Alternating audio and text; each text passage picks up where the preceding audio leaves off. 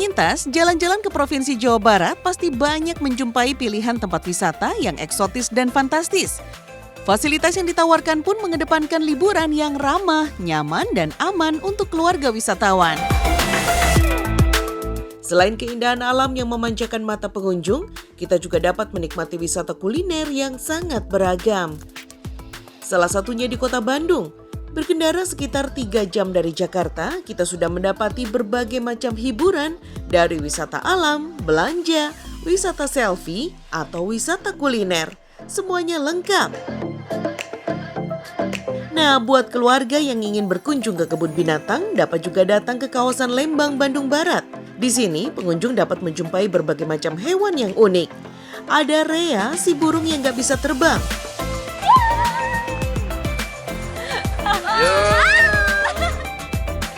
Burung endemik asal Amerika Selatan ini memiliki penglihatan yang sangat tajam yang berguna saat berburu di habitat aslinya. Terus ada meerkat juga nih. Binatang yang hidupnya berkoloni ini berasal dari gurun Kalahari di Botswana dan Afrika Selatan. Dari Bandung kita bergeser ke Sukabumi. Buat pecinta wisata air boleh mencoba waterpark yang memiliki fasilitas lengkap ini. Waterpark di sini memiliki 7 jenis kolam. Wahana yang akan kita coba kali ini namanya Slide Combo. Dan kita dapat menikmati sensasi seluncuran sepanjang 50 meter.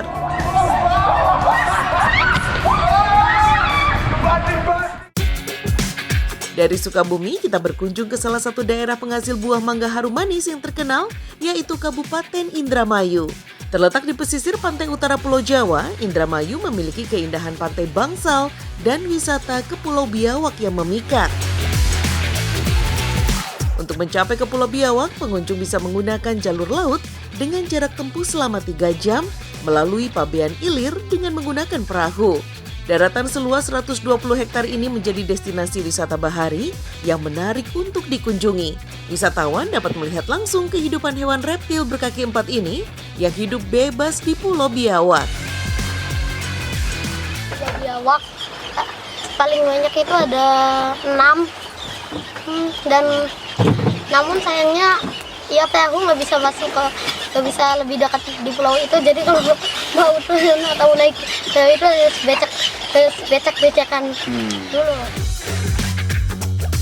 Kota Indramayu tidak hanya terkenal dengan wisata Pulau Biawaknya, tapi juga terkenal dengan keberadaan kilang minyak Balongan.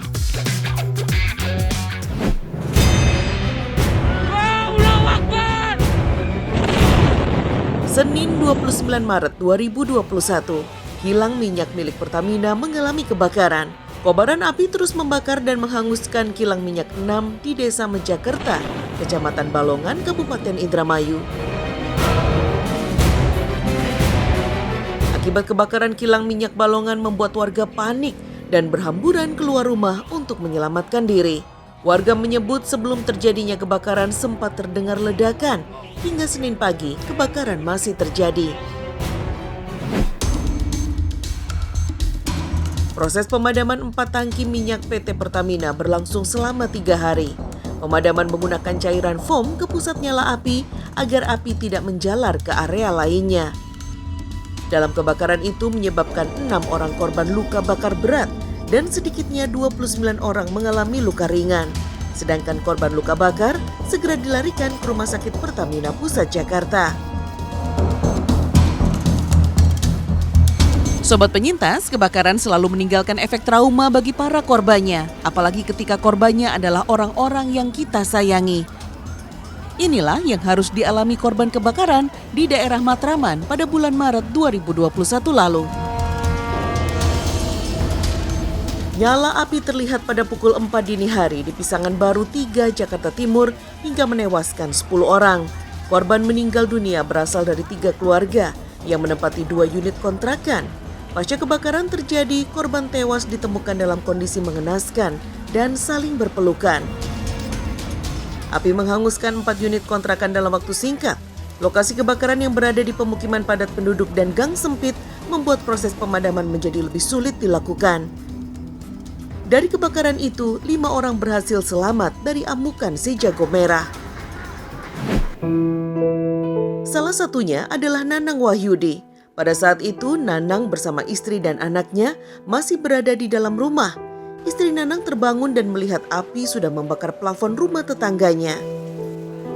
Saya jam 4 itu, jam 4.15 lah udah bangunin saya. Nah, saya itu tiba keluar. Nah, itu tetangga sih yang sebelah kiri itu yang kebakarannya itu motor itu teriak-teriak, tolong, nggak bilang ngomong kebakaran.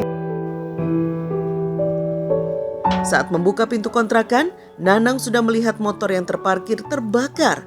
Spontan ia mengambil ember untuk memadamkan api. Namun usahanya sia-sia karena api sudah terlanjur besar. Ngambil ember buat nyiramin motor itu. Habis itu saya pulang, balik lagi. Nah, saya digendong anak saya ajak keluar, langsung saya loncat tuh api. Habis itu istri saya masih di dalam rumah itu. Nah, habis dalam rumah saya balik lagi, jatuh di depan rumah saya, gerubak, langsung istri saya bilang, ya bangun ya kan. Habis itu bangun, saya ke dalam, narik istri saya biar keluar lagi gitu. Habis itu saya dorong keluar, loncat tuh motor. Jadi kanan kiri udah api semua itu. Nanang berupaya menyelamatkan keluarganya melewati api yang sudah mengamuk, membakar rumah kontrakan dengan memeluk serta menggendong anak dan istrinya. Ia berhasil melompati motor yang terbakar di depan rumahnya. Cuman anak enggak, saya kempit anak itu. Iya, ngelindungi anak, saya loncat dari motor itu kan api semua udah. Saya nggak mikir, yang penting saya bisa keluar dari situ, anak saya sama istri. Naas, dua keluarga yang berada di sebelah rumah Nanang saat itu masih terkunci di dalam kontrakan. Mereka tewas karena tertidur lelap saat api mengamuk dan tidak bisa menyelamatkan diri. Sempet sih tetangga bilang keluar itu anak itu perempuannya. Nah, itu katanya udah api. Itu balik lagi ke dalam. Mungkin nolongin orang tuanya bagaimana ya. Nanang bersyukur dapat berhasil keluar dari kebakaran yang menewaskan banyak korban itu. Meskipun hanya anak dan istri yang bisa ia selamatkan, namun baginya anak dan istrinya lah harta yang paling berharga. Ya cuma lecet-lecet aja sih, begini. Ini, itu aja. Nggak ada, alhamdulillah sih, cuman kaki aja.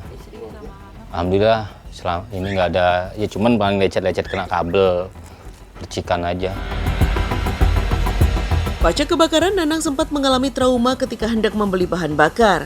Masih jelas dalam ingatannya bagaimana musibah kebakaran itu terjadi. Saya tiba-tiba ngeliat pom bensin itu api semua, gitu. Pagi itu saya ngeliat api semua dan saya berhenti, tiba-tiba langsung saya suruh ngisi orang.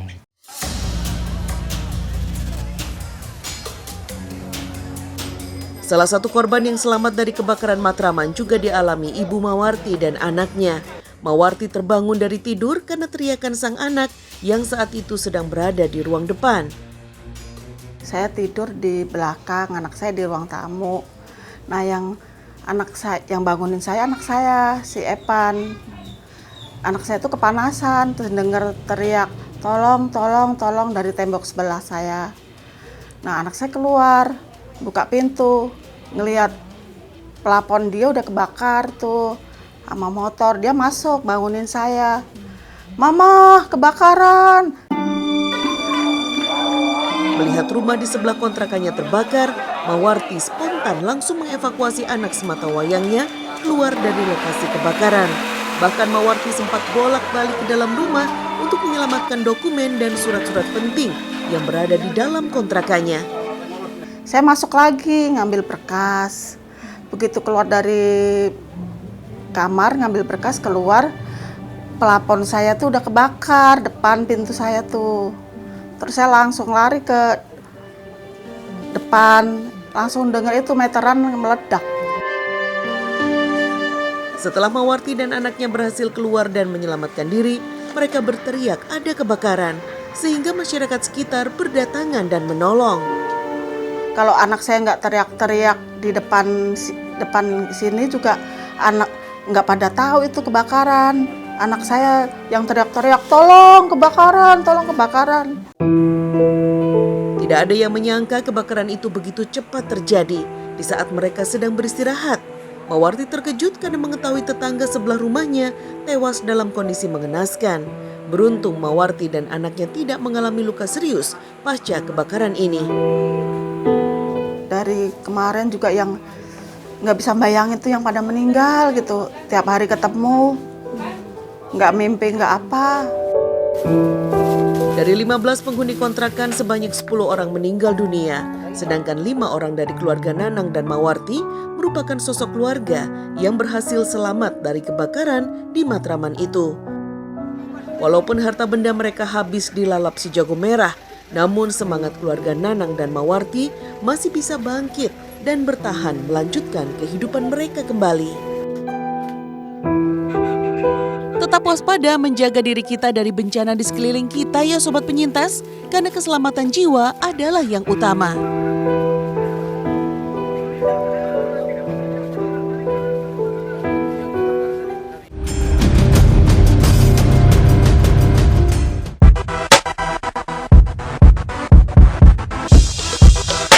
Let's go, masuk.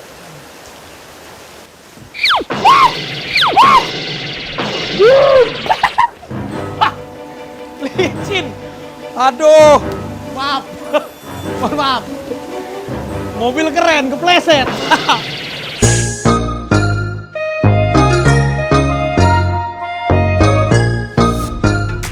Sobat Penyintas, mendengar nama Raffi Ahmad pasti sudah tidak asing lagi di telinga kita ya. Pria asal Bandung, Jawa Barat ini merantau ke Jakarta dan berhasil berkecimpung di dunia hiburan. Raffi Ahmad semakin dikenal oleh masyarakat lewat sinetron pertamanya, Tunjuk Satu Bintang. Anak dari Ami Kanita ini juga mengikuti audisi tarik suara yang dibentuk oleh Melly Goeslaw pada tahun 2006 dan kemudian menjadi bagian dari grup Bukan Bintang Biasa.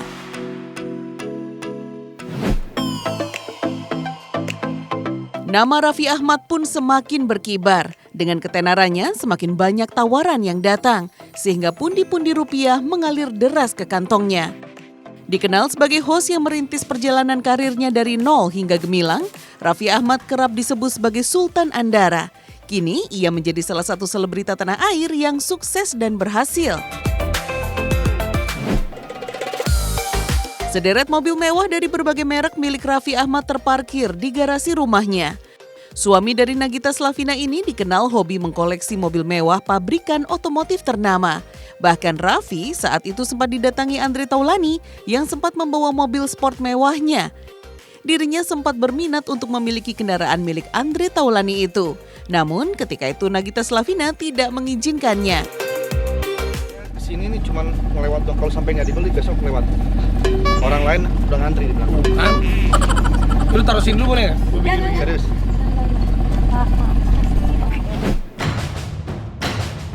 Tapi naas pada tahun 2019 mobil sport milik Raffi Ahmad terbakar. Lambo Aventador tunggangan kesayangannya mengalami overheat di Sentul, Jawa Barat ketika dikemudikan sang sopir. Saat itu, mobil sport Raffi Ahmad akan digunakan untuk keperluan syuting bersama Sean Gelael. Dalam perjalanan, tiba-tiba saja mobilnya mengeluarkan api. Kendaraan mewah yang masih atas nama Ibunda Raffi ini terbakar pada bagian belakang mobil. Petugas patroli yang datang kemudian menghentikan kendaraan tangki air yang lewat untuk memadamkan api. Saksi mengungkap sebelum terbakar mobil sempat melaju sangat kencang, kemudian tiba-tiba berhenti dan mengeluarkan asap, lalu terdengar suara ledakan. Awal mulanya mobil itu datang dari arah SCC, dia melaju kencang, lalu berhenti di sebelah sini, ya di sini. Terus si mobil tuh keluar asap, lalu jeder lah kayak gitu. Raffi yang kala itu sedang berada di mobil yang lain terkejut mengetahui mobilnya terbakar. Sang sopir yang mengendarai mobil mengabarkannya lewat sambungan telepon. Musibah ini kemudian dianggap sebagai insiden kecelakaan tunggal di jalan raya. Raffi pun kemudian sempat datang ke lokasi kejadian untuk melihat kondisi mobilnya yang sudah habis terbakar. Tidak berapa lama, mobil sport mewah yang sudah terbakar ini dinaikkan ke atas mobil derek untuk dibawa ke bengkel di daerah Jakarta Selatan. Beruntung tidak ada korban jiwa dalam kejadian ini. Kebakaran mobil Lamborghini Aventador milik Raffi Ahmad bisa terjadi pada jenis mobil apapun, Penyebabnya bisa berbagai macam, salah satunya kesalahan modifikasi yang bisa menyulut kebakaran di area kelistrikan dan mesin. Kejadian mobil terbakar juga dialami artis pelantun lagu meraih bintang di Asian Games 2018 lalu. Dalam kejadian ini, Via Valen sempat merekam detik-detik mobilnya dilalap api. Lihat ya, polisi lagi jalan ke sini, jadi siapapun kamu yang bakar mobilku tadi, kamu kenapa? Inilah momen ketika Via Valen kebingungan ketika mengetahui mobil mewah miliknya terbakar. Kejadian ini sempat mengejutkan warga di sekitar kediaman Via Valen di Desa Kalitengah, Kecamatan Tanggul Angin, Sidoarjo, Jawa Timur. Mobil dengan nomor polisi W1VV yang baru saja dipakai untuk membuat konten diketahui Via terbakar saat terdengar suara ledakan dan api telah membesar. Api baru dapat dipadamkan oleh warga dibantu 1 unit mobil pemadam kebakaran milik Pemkab Sidoarjo. Berdasarkan penyelidikan pihak kepolisian, mobil mewah miliknya sengaja dibakar oleh orang tidak dikenal. Tersangka yang sudah diamankan pihak kepolisian ternyata merasa sakit hati saat tidak dapat bertemu Via Valen. Sobat penyintas, bencana kebakaran dapat terjadi karena banyak hal. Tidak hanya di dalam rumah, namun bisa terjadi di berbagai kesempatan. Nah, untuk berjaga-jaga, tidak ada salahnya sobat penyintas menyimpan nomor darurat panggilan polisi dan pemadam kebakaran setempat agar kejadian musibah bisa cepat teratasi.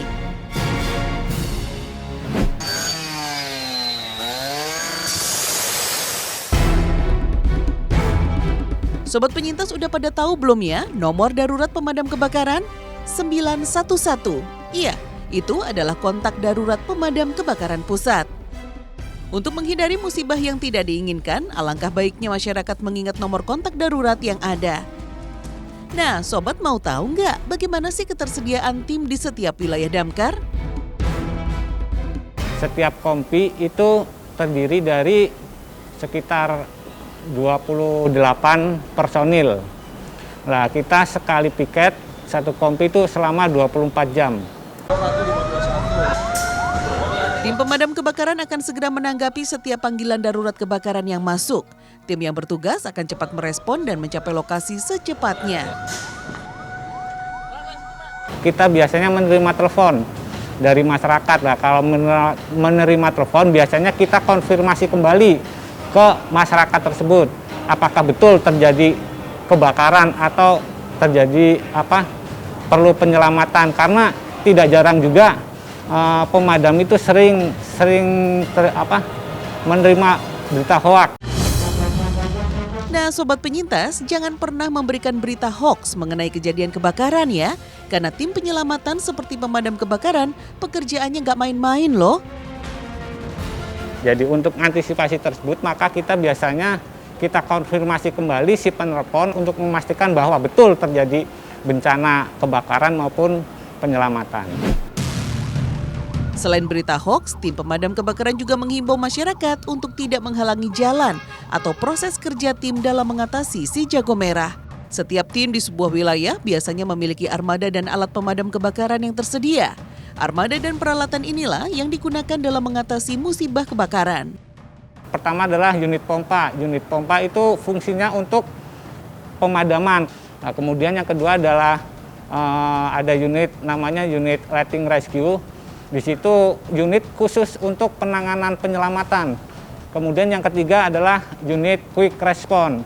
Quick response itu fungsinya adalah untuk mencari sumber air atau menyedot sumber air untuk disuplai ke unit pompa.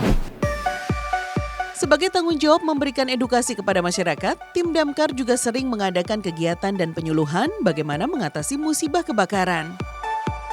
Sering aktif terjun ke masyarakat langsung untuk melakukan sosialisasi dan pelatihan mengenai penanganan kebakaran, terus cara menggunakan alat-alat apa aja pada saat memadamkan, terus penyebab kebakaran itu apa aja.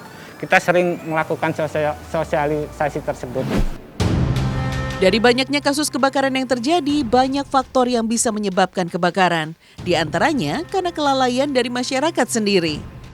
Di tahun 2019 itu terjadi kebakaran sekitar 2.000 kasus. Nah, itu penyebab utamanya paling besar adalah mengenai listrik.